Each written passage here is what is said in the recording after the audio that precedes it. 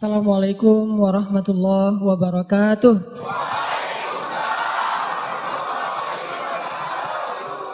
Kan katanya doa itu bisa mengubah takdir, benar? Benar nggak tuh? Allah yang mengubah takdir dengan doa. Jadi bukan doa mengubah takdir, tapi Allah mengubah takdir dengan doa. Dan takdir itu bisa dirubah-rubah. Suka-suka Allah dong. Orang Allah yang nulis takdir, yamhullahu ma yasha'u wa yuthbit, kata Allah. Allah bisa menghapus apa yang dia tulis dan bisa menetapkan. Jadi nggak usah pesimis, nggak usah putus asa dulu. Wah, kayaknya memang takdirnya nggak bisa. Orang yang jahat kayak saya, yang pernah punya masa lalu yang kelam, nikah dengan akhwat yang hafizoh dari pesantren apa gitu. Orang yang soleh, orang yang menjaga diri dengan orang yang menjaga diri, orang yang soleh dengan orang yang soleh. At-thayyibin lit-thayyibat, maaf. At-thayyibin lit-thayyibat. Orang yang baik ketemu orang yang baik. Tapi kan saya mah orangnya udah keburu nggak baik duluan. Sekarang lagi belajar jadi orang baik tapi belum baik-baik amat. Sedangkan dia mah udah terpelihara dari dulu. Kayaknya kita mah nggak sekufu, nggak selevel, beda dunia. Yang satu dunia putih, satu dunia hitam. Ini gimana nih nggak ketemu nih? Takdirnya mungkin kita emang nggak layak untuk dia, tetapi dengan doa Allah Subhanahu Wa Taala berkuasa untuk mengganti takdir. Makanya malam ini kita akan belajar tentang bagaimana menggunakan jalur langit untuk bisa mendapatkan hajat kita, baik menikah, dapat kerjaan, punya anak, dan keajaiban-keajaiban lain yang bisa kita dapatkan kalau kita tahu cara menggunakan jalur langit. Dan apabila hamba-hambaku bertanya kepadamu tentang aku, maka jawablah bahwasanya aku dekat. Aku mengabulkan permohonan orang-orang yang berdoa kepadaku apabila dia memohon kepadaku. Maka hendaklah mereka memenuhi segala seruanku dan hendaklah mereka beriman kepadaku agar mereka selalu berada dalam kebenaran. Teman-teman yang dirahmati Allah Subhanahu Wa Taala, ayat ini adalah ayat, kalau kita kasih judul ayat ini tuh janji Allah kepada orang yang berdoa. Janji Allah kepada orang yang berdoa. Makanya doa itu benar-benar senjata orang mukmin, melebihi senjata apapun yang dimiliki oleh seseorang. Paling dahsyat itu kalau punya doa. Jadi kalau orang yakin kepada Allah, maka dan keyakinan dia kepada Allah lebih besar daripada keyakinan dia kepada apapun, maka selama dia masih bisa berdoa kepada Allah, dia tenang. Ada masalah dikit, oh ilahi. Ada masalah dikit, ilahi. Ada masalah dikit, Rabbi. Terus saja. Ada masalah sepele apapun, minta ke Allah. Ada masalah apapun, minta ke Allah. Dan kata Nabi, janganlah kalian menjadi lemah dalam berdoa, karena sesungguhnya tidak akan binasa seseorang selama dia masih berdoa kepada Allah. Itu hadis Nabi dari Aisyah. Janganlah kalian menjadi lemah dalam berdoa. Artinya jadi pundung, jadi putus asa dalam berdoa. Karena tidak akan binasa seseorang selama dia masih berdoa kepada Allah Subhanahu Wa Taala. Jadi kalau kita masih terus mengharap dan meminta kepada Allah, kita nggak akan binasa. Kita nggak akan kalah. Kita nggak akan rugi. Dan kata para ulama, segala sesuatu di dunia ini akan pergi dan tidak kembali. Ini clue penting nih, bisa dicatat. Segala sesuatu di dunia ini akan pergi dan tidak akan kembali kecuali doa. Dia pergi dan dia pasti akan kembali. Segala sesuatu kalau udah pergi di dunia ini nggak akan kembali lagi. Kalau pergi di sini maksudnya pergi kepada Allah. Tapi kalau doa pergi ke Allah, dia pasti akan balik lagi kepada yang meminta. Satu-satunya yang pergi ke Allah dan kembali di dunia ini hanyalah doa. Makanya ayat ini kalau kita kasih judul adalah janji Allah kepada hambanya yang berdoa. Allah berjanji, apa kata Allah? Inni qaribun. Aku itu dekat. Maksudnya, gak mungkin aku gak dengar doa kalian. Begitu kita berdoa, kita pikir, Allah dengar gak ya? Jangan-jangan kok doa saya belum diijabah, kayaknya Allah gak dengar yang kemarin, saya harus keraskan lagi suara saya. Enggak, inni qarib. Arti inni qarib, aku itu dengar banget apa yang kamu ucapkan. Gak usah diucapkan, di dalam hati aja Allah udah dengar. Siapa yang pernah berdoa di dalam hati terus langsung Allah ijabah? Rasulullah. Coba teman-teman buka awal juz kedua. ayat surat Al-Baqarah ayat 144. Itu gara-gara Nabi ada harapan di dalam hati tapi nggak berani ngomong gitu ke Allah. Cuma dipendam di dalam hati doang. Tapi langsung diijabah oleh Allah. Ayat surat Al-Baqarah ayat 144. Allah berfirman, orang Yahudi suka menghina kaum muslimin gara-gara orang Islam kalau sholat waktu itu masih menghadap ke Al-Aqsa, Palestina. Jadi kata orang Yahudi itu, lihat orang Islam mah fake. Suka niru. Kita sholat menghadap Al-Aqsa, mereka sholat menghadap Al-Aqsa. Berarti agama mereka itu adalah agama yang meniru agama kita, nggak original. Sering diperolok-olok, setiap kaum muslimin sholat dihina sama mereka. Akhirnya Nabi ngerasa sedih. Wah, gimana ya caranya? Sehingga setiap sore Nabi berdiri di suatu bukit, kemudian lihat ke langit. Cuman nggak ngomong, gini aja ke langit, membatin. Bayangin, pernah nggak teman-teman membatin ke Allah? Ini yang harus kita coba lakukan. Belajar membatin kepada Allah. Itu romantis banget. Jadi duduk sendiri. Allah, ngomong gitu dalam hati. Dan yakinlah ini korib Allah tuh dengerin. Jangan pikir saya kayak ngomong sendiri, kayak orang kurang waras. Enggak, Allah itu mendengar. Jadi kita batin aja sama Allah, ngomong dalam hati. Ya Allah, saya tuh lagi gini, ada masalah. Ngomong dalam hati kita. Please Allah, please gitu ya. Nah, itu kalau kita membatin, inni qaribun wa asirru qaulakum awijharu bih innahu alimun bidzatis sudur. Jadi Nabi nggak enak mau ngomong, ya Allah tolong dong pindahin kiblat dari Masjidil Aqsa ke Masjidil Haram. Soalnya daripada dikata-katain melulu sama orang Yahudi, mau ngomong kayak gitu tuh nggak enak sama Allah. Malu Rasul ke Allah. Masa kiblat aja minta dipindahin. Akhirnya Nabi cuma ngelihat ke langit aja tiap hari. Udah selesai pulang. Besok lihat lagi ke langit. Turunlah ayat ini. Sesungguhnya kami telah melihat bagaimana kamu selalu menengadahkan wajahmu ke langit. Maka kami palingkan kiblat ke arah yang kamu sukai. Coba lihat. Turun wahyu untuk merespon doa Nabi yang bahkan belum diverbalkan. Belum diucapkan dengan kata-kata tapi Allah udah ngerespon. Ini kan keajaiban doa nih. Cuman kita seringnya ngerasa udah minta berkali-kali kok nggak dikasih-kasih. Kita belajar sekarang. Rasul nggak usah minta pakai verbal, cuman membatin doang dalam hati, Allah udah ngasih. Pernah nggak teman-teman ngerasa kayak gitu? Ada kepengen sesuatu, tiba-tiba terwujud. Pernah kan? Tapi kepengennya yang baik-baik. Pengen misalnya, aduh, saya pengen banget umroh, cuman mau ngomong kayak gitu mah, saya mah orangnya kayaknya nggak mungkin bisa umroh kalau ngandalin harta. Orangnya nggak mampu, kerjanya juga pas-pasan, gimana mau umroh untuk makan aja susah. Tapi pengen banget dalam hati kita. Dan itu rindunya tuh rindu banget. Setiap kali ngelihat video atau tayangan di TV tentang umroh dan haji, menitikkan air mata. Saking kangennya ke Baitullah. Allah tahu itu dalam hati kita. Tiba-tiba ada jalan. Ada aja jalannya. Dan bisa dikasih sedekah, bisa juga hadiah, bisa juga door prize, bisa juga macam-macam. Pokoknya ada jalan aja, tiba-tiba bisa umroh. Dan saya sering banget membawa orang umroh. Di antara jamaah itu selalu ada 1 atau 2 orang yang umrohnya itu miracle, keajaiban dari Allah. Ketika saya cari tahu alasannya apa, ternyata emang dia dari dulu pengen banget umroh. Cuman gak bisa ngandelin hartanya, Allah kasih jalan yang lain. Bukankah Allah itu memampukan yang diundang, bukan mengundang yang mampu? Kan itu yang sering kita dengar kan? Allah tidak mengundang yang mampu, tetapi memampukan yang diundang. Kalau udah Allah undang, pasti mampu. Kalau Allah nggak ngundang, walaupun dia mampu nggak akan bisa. Jadi Allah bukan mengundang yang mampu, tetapi memampukan yang diundang. Sehingga kita kalau hati kita kayaknya pantas diundang, Allah undang tuh. Begitu juga dalam urusan rezeki. Aduh, saya pengen kerjaan yang kerjaannya itu lebih halal, lebih nyaman, bisa sholat berjamaah tepat waktu, ada waktu juga buat keluarga, bisa juga berdakwah ke teman-teman. Akhirnya membatin kita itu karena kuat banget, Allah wujudkan. Ini artinya Allah qaribun, Allah maha dekat. Sehingga kalau kita pengen doa kita itu powerful, belajar dari as-thiqah billah.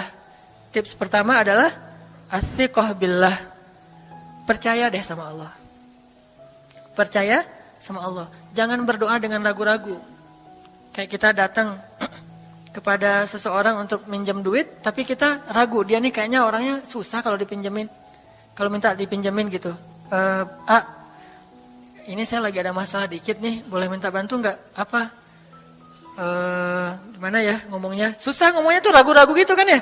Akhirnya kita ngomongnya tuh nggak enak, nggak nyaman, membuat dia juga ngasih ke kita juga ragu-ragu. Akhirnya nggak nyaman tuh hubungan kita sama dia. Tapi kalau kita yakin banget sama dia orangnya baik, kalaupun dia nggak ngasih dengan cara yang kita minta, kita yakin bahwa dia tuh pasti akan nolong kita. Sehingga kita akan curhat masalah kita itu dengan tulus. Bahwa kita punya masalah kayak gini-gini, bukannya kita mau minta-minta, cuman sifat dari manusia itu saling tolong-menolong, kita beritahu masalah kita. Dan kita yakin dia pasti akan nolong kita. Kalau nggak bisa ngasih duit, dia akan minta tolong kepada orang lain yang mungkin bisa membantu kita. Dia akan ngasih link, dia akan memediasikan kita. Oh, aduh maaf ya saya juga lagi, sekarang lagi butuh uang, ini lagi nabung-nabung juga, sama kita mah lagi sama-sama pengen hijrah status. Cuman, nih saya kenal ada temen nih yang dia alhamdulillah orangnya tuh suka banget bantu orang lain. Mungkin saya bisa merekomendasikan, saya bisa bantu kamu, ayo kita jalan bareng ngomong sama temennya. Pokoknya kita yakin dia bisa nolong. Nah kalau kita yakin, percaya sama Allah, Allah itu gak butuh perantara. Allah bisa nolong kita dengan cara apapun. Walaupun takdirnya udah ditulis, kamu tuh gak akan punya istri sampai meninggal dunia. Ya Allah masa gitu sih, gak akan punya istri. Ya Allah, tapi gimana masa saya mau hidup sendiri terus? Kamu gak akan punya istri, kata malaikat teh. Ini orang doanya katakan malaikat dengerin doa kita ya. Kalau di hati malaikat nggak tahu, tapi kalau di lisan kita doa, ya Allah beri saya seorang suami yang benar-benar bisa mendidik agama saya. Kata malaikat, Neng ganti doa yang lain aja tuh Neng. Itu mah takdirnya udah ditulis, Neng nggak akan punya suami. Kata malaikat. Kita mah walaupun malaikat ngomong gitu, biarin aja. Ya Allah, Engkau Maha Rahman, Maha Wadud, Engkau bisa mengubah takdir. Kata malaikat, ya juga sih. Cuman takdirnya udah ditulis Neng. Ya Allah, terus aja tiba-tiba tok, assalamualaikum, waalaikumsalam. Ayahnya nemuin, ternyata pas kita nguping dari kamar, wah itulah calon pangeran kita yang datang untuk melamar kita, calon raja, calon imam. Malaikat heran-heran, wah subhanallah nih si Enang ini gak putus asa dalam meminta. Kita juga gitu, doa aja terus. Walaupun takdirnya sudah ditulis, karena Allah bisa mengubah takdir lewat doa dan harapan. Masih ingat cerita seorang ibu di zaman Nabi Musa dulu? Yang datang kepada Nabi Musa bilang, ya Nabi Allah, ya Kalim Allah, saya gak punya anak, udah tua kayak gini, bisa gak ya saya minta tolong Nabi Musa doa kepada Allah supaya saya punya anak. Kata Nabi Musa, bisa aja sih, gak apa-apa ibu. Ya udah saya doain, ya Allah, ini ada ibu minta anak. Kata Allah, ya Musa bilang ke dia gak akan punya anak, itu sudah takdirnya. Kata Nabi Musa, ibu maaf, udah ada jawaban nih dari Allah. Gimana ya Nabi Musa?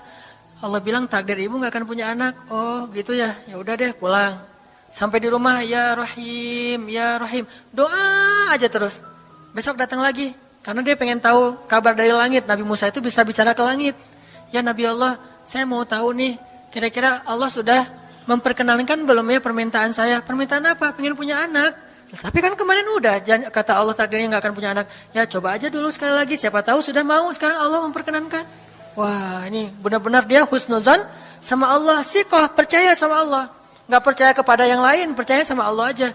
Nabi Musa karena udah terus aja direngekin minta gitu, Nabi Musa bilang, ya Allah, ini ada ibu yang kemarin, gimana dong ya Allah?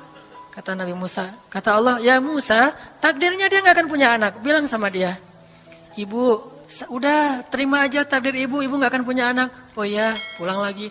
Ya Rahim, terus aja sepanjang malam, sepanjang hari doa. Berhari-hari datang lagi kepada Nabi Musa. Ya Nabi Allah, udah berubah belum? Udah mau belum Allah ngasih saya anak? Kan udah kemarin takdirnya, tapi coba lagi, sekali lagi aja. Nabi Musa minta lagi ke Allah, kata Allah masih yang sama, pulang lagi. Gak datang-datang lagi ke Nabi Musa.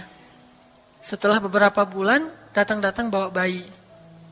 Assalamualaikum, udah semangat sekarang, beda gitu ya. Kalau dulu Assalamualaikum, melas gitu ya. Sekarang Assalamualaikum, Nabi Musa. Kata ibu, ibu yang kemarin? Ya itu siapa? Anak saya. Anak ibu? Anak kandung maksudnya, bukan nyuri. Nggak, anak kandung saya ini Nabi Musa. Wah, Nabi Musa nggak wah sih, subhanallah kalau Nabi Musa. Kalau saya mah wah gitu ya. Kalau Nabi Musa, Masya Allah. Nabi Musa tanya ke Allah, ya Allah, itu ibu yang kemarin katanya takdir nggak akan punya anak, kok bisa punya anak? Ceritanya gimana Allah? Ceritain dong, saya kok nggak update gitu informasinya, kata Nabi Musa. Allah ngasih update. Kata Allah, Musa, setiap kali aku bilang dia nggak akan punya anak, dia terus berdoa dengan menyebut Ya Rahim, Ya Rahim. Allah itu kan senang banget dipuji dan Allah lebih berhak untuk dipuji. Kalau kita senang dipuji nggak baik, kalau Allah senang dipuji emang punya hak untuk dipuji kan? Allah senang dipuji. Dia bilang Ya Rahim, kamu bilang nggak akan punya anak, dia bilang Ya Rahim, terus saja berharap. Wahai Musa, sesungguhnya rahmatku mendahului takdir. Rahmatku mendahului takdir. Akhirnya dengan sifat rahim, Allah mengubah takdir ibu ini. Walaupun secara ilmiah gak mungkin punya anak karena sudah menopause. Tetapi Allah yang memiliki kekuasaan atas segala sesuatu. Nah, tips pertama adalah kalau kita pengen doanya powerful, melahirkan mukjizat dan keajaiban, adalah ats-tsiqah billah. Harus percaya sama Allah. Pertama, percaya bahwa Allah Subhanahu wa taala itu Maha Kuasa mengubah apapun yang dia kehendaki. Apa yang Allah ingin, Masya Allah, kan pasti terjadi. Wa man lam yasha, lam yakun. Kalau Allah nggak pengen, nggak akan terjadi. Jangan suudzon sama Allah terus bilang, nggak enak banyak minta, amal saya sedikit, mending saya beramal aja nggak usah banyak minta. Jangan memperlakukan Allah seperti kita memperlakukan makhluk. Orang kalau kita banyak minta, dia akan kesulitan. Lama-lama dia akan merasa terganggu. Tapi Allah kalau nggak diminta, dia marah. Manusia kalau kita minta banyak-banyak, dia marah. Allah kalau kita nggak minta, dia malah marah. Masya Allah ya, luar biasa. Allah tuh senang banget kalau hambanya meminta. Sehingga di antara hamba yang paling Allah cintai, di antara hamba-hambanya, hamba yang paling banyak menengadahkan wajah dan telapak tangannya. Ilahi, ilahi. Minta sama Allah, Allah tuh suka banget diminta. Orang yang suka meminta itu bahasa Arabnya awwahun. Inna Ibrahim la awwahun halim. Ibrahim itu hamba yang awwahun halimun. Awwah, halim. Halim itu artinya menahan amarah. Awwah, da'a. Da'a artinya banyak berdoa. Kalau da' itu berdoa. Kalau da'a senang banget doa. Ada masalah dikit, ilahi, Rabbi, ngadu aja ke Allah, manja gitu. Dan Allah tuh senang banget dengan hamba yang kayak gitu. Sehingga sampai Nabi mengatakan, mintalah kepada Allah walaupun cuman garam. Garam aja minta ke Allah. Sepele banget masalah kita. Ya Allah, mudah-mudahan nanti nggak macet ya. Minta sama Allah. Kok macet ya Allah? Ya biar kita sabar. Udah tahu jam macet berangkatnya telat gitu ya. Jangan salahin Allah. Tapi minta bilang, biasakan kita tuh komunikasi sama Allah dengan manja. Ya Allah, mudah-mudahan saya bisa jawab ujiannya. Udah belajar sih ya Allah, cuma nggak tahu kan semuanya di tanganmu. Minta ke Allah. Bismillahirrahmanirrahim. Makan ya Allah, ini rezeki darimu. Makasih ya, makan. Kalau bahasa lainnya makasih, alhamdulillah. Alhamdulillahilladzi at'amani hadza wa razaqanihi min ghairi haulin minni wala quwwah. Hafal tuh? Kalau enggak hafal udah aja bismillah lah. Alhamdulillah gitu. Bismillah ya Allah, Masya Allah ini rezeki darimu. Udah selesai makan, udah sendawa gitu. Alhamdulillah, Allah baik banget. Ngomong sama Allah, sering-sering komunikasi sama Allah. Dan Allah itu wa huwa ma'akum aina ma kuntum. Dia bersama kalian dimanapun kalian berada. Bersama ya, bukan ada. Kalau ada itu beda. Allah di mana-mana itu beda. Tapi Allah bersama kalian itu artinya Allah melihat, Allah mendengar, Allah menyaksikan, Allah mencatat, Allah maha menilai bersama kita. Kalau ada, dia bertempat. Sehingga nanti kalau ada anak bilang, "Mah, Allah di mana?" Allah ada di mana-mana, Dek. Tadi dia malah karena cerdas, kalau gitu di WC juga ada, kan nggak boleh kan? Ini jawaban yang keliru, kurang filsafat. Allah itu bukan ada di mana-mana. Allah bersama kita dimanapun kita berada. Itu beda. Kalau bersama, ma'iyah artinya Allah melihat, menyaksikan, mendengar, menghargai, dan terus memelihara dimanapun. Sehingga nggak usah khawatir bahwa ini mah nggak di masjid, nggak apa-apa. Selama bukan di tempat yang najis, seperti di kamar mandi atau di mana yang tempat-tempat yang nggak boleh, kita itu mah nggak. Tapi yang di tempat yang umum, di pasar, di jalan, lagi di kendaraan, di dalam masjid, di luar masjid, Allah, ilahi, Rabbi. Kalau perlu lebih, ini lagi lebih manja lagi, pakai irama dikit. Allah, gitu. kayak orang manggil temennya gitu. Atau kita miss call Allah dulu. Ya Allah, udah nggak ngomong apa-apa. Itu miss call. Miss call Allah. Ngapain miss call? Caper, kangen sama Allah. Allah gitu lagi. Itu zikir kan? Allah, kata Allah, ada apa hambaku? Allah lagi, terus saja Allah. Di miss call berkali-kali, pas Allah buka, wah 100 miss call. Allah 100 kali zikir. Udah 100 kali miss call, Allah yang telepon balik. Ada apa hambaku? Wah, ditelepon sama Allah. Lewat kejadian-kejadian hidup, tiba-tiba ada kejutan dari Allah. Langsung bilang sama Allah, thanks Allah. Kan romantis tuh sama Allah. Jangan cuma sama cewek doang bilang thanks, segala macam bahasa-bahasa yang keren. Sama Allah juga harus keren. Tapi setelah thanks, alhamdulillah, karena itu yang paling baik. Intinya harus percaya sama Allah. Allah tuh senang banget didoain. Kita berdoa kepadanya gitu. Allah tuh senang.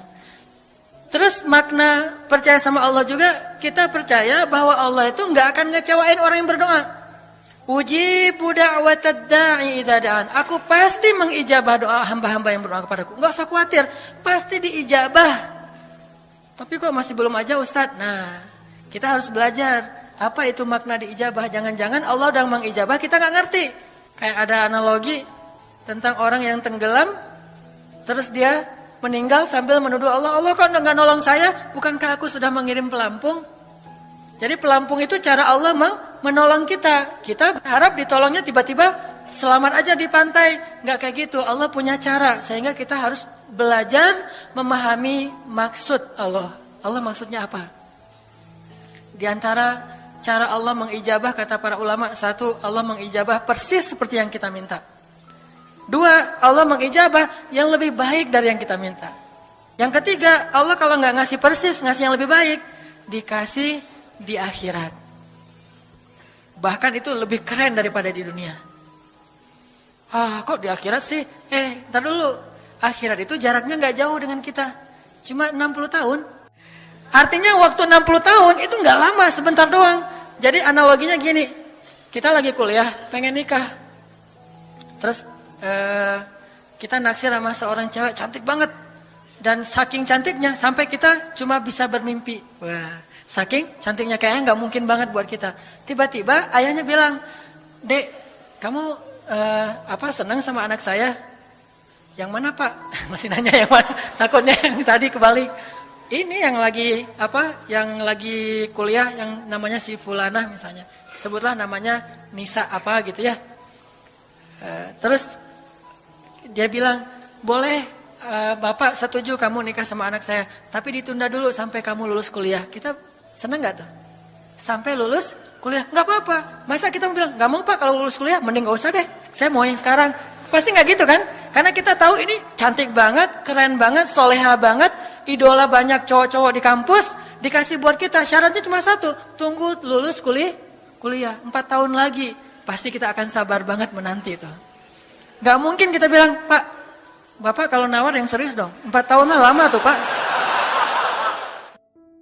Yang kedua, tips supaya doa kita powerful. Kalau doa sama Allah itu yang romantis. Bahasa Arabnya munajat. Curhat sama Allah. Dan doa itu ibadah, bukan sekedar permintaan, bukan cuma request, tapi ibadah. Jadi kalau orang rajin doa sama Allah itu akrab sama Allah. Dan kalau akrab jadi romantis sama Allah. Enak gitu, hubungannya dengan Allah tuh adem banget, nyaman banget.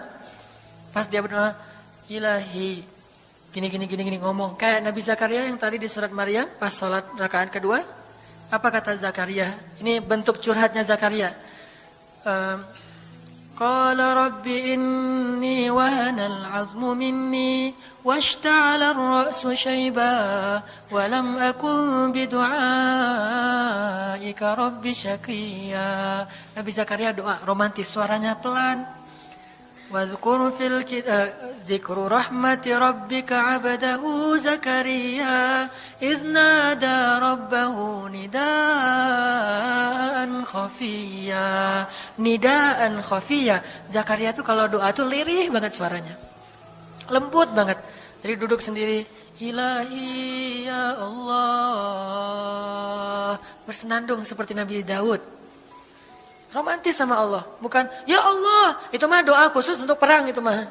Doain Palestina, doain Suriah itu harus tegas. Kayak Nabi kalau berdoa itu dengan menelunjuk. Kadang Nabi mengangkat tangan, kadang Nabi mengangkat kedua tangan sampai tinggi, kadang Nabi nggak mengangkat tangan, kadang Nabi memakai telunjuk. Semuanya itu sunnah. Jangan kita saling debat masalah, oh nggak boleh angkat tangan. Kadang Nabi mengangkat tangan, kadang Nabi tidak mengangkat tangan. Kadang Nabi malah menunjuk gini. Kalau urusannya bab perang, biasanya gini. Ya Allah, bukan nyuruh Allah ya. Beda kesannya nunjuk Arab dengan nunjuk Indonesia. Kalau Arab, ngapain lo nunjuk gue? Kan gitu ya. Kalau Allah mah nggak kayak gitu. Allah pakai bahasa Arab, jadi pakai filsafat Arab. Nelunjuk itu maknanya sangat berharap dan tegas gitu. Jadi kita doa pelan. Ya ilahi, inni wahanal azmu minni washta'ala ar-ra'su shayba walam akun bidu'aika rabbi syaqiyya. Ya Allah, tulang saya udah lemah, rambut saya sudah beruban semuanya, tidak ada satu helai pun yang hitam. Tapi saya belum pernah berputus asa dari berdoa kepadamu ya Allah. Ini namanya curhat. Wa inni khiftul mawaliya min warai. Ya Allah, saya takut banget kalau saya meninggal tidak ada yang meneruskan dakwah saya, sedangkan Bani Israel itu mudah tergelincir. Fahabli min ladunka waliya. Ya Allah, beri saya seorang anak, walaupun istri saya sudah mandul, tapi saya terus berharap kepadamu ya Allah. Ya Allah, please gitu. Waj'alhu rabbi radiyya. Ya Allah, jadikan anak itu yang sangat engkau ridhai. Minta Nabi Zakaria ke Allah. Tiba-tiba dapat kejutan. Ya Zakaria, inna nubashiruka bi ghulam. Wahai Zakaria, bergembiralah, kamu akan punya seorang anak laki-laki. Itu hasil curhat ke Allah. Langsung Allah kasih nama. Ismuhu Yahya lam naj'al lahu min qablu samiyya. Namanya Yahya, kata Allah. Jangan cari lagi di Google.